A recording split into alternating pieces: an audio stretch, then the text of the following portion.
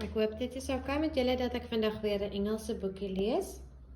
Die boekie se naam is Lost and Found. Once there was a boy, and one day he found a penguin at his door. Kyk jou pikkewyntjie. Kan jy nou dink as 'n pikkewyntjie by jou deur aankom? The boy didn't know where it had come from, but it began to follow him everywhere. And the penguin looked sad, and the boy thought it must be lost. Raak 'n bietjie hartseer. So the boy decided to help the penguin find its way home. He checked in the lost and found office, but no one was missing a penguin.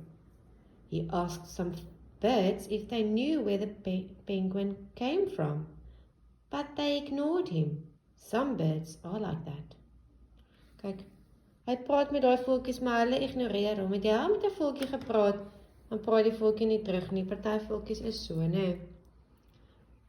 The boy asked his duck, but the duck floated away. He didn't know. And that night the boy couldn't sleep for disappointment. He wanted to help the penguin, but he didn't know how. The next morning, he discovered that penguins come from the South Pole. But how could he get there? He ran down to the harbor and asked a big ship to take them to the South Pole. But his voice was too small to be heard over the ship's horn. So together he and the penguin would row to the South Pole. The book took his rowboat out of the cupboard and they tested it for size and strength. They packed everything they would need, and together they pushed the rowboat out to sea. Kyk, daar gaan hulle tweetjies. Kyk hoe stoor die pikkewyntjie. Is dit nie oulik nie? They rowed south for many days and nights, with the boy telling stories all the way, and the penguin listened to everything that the boy said. Die seentjie die hele tyd stories gelees. Vertel. They floated through good weather and bad, when the waves were as big as mountains. Kyk net daai groot brander. The boy was delighted, but the penguin said nothing. Until they came to the South Pole.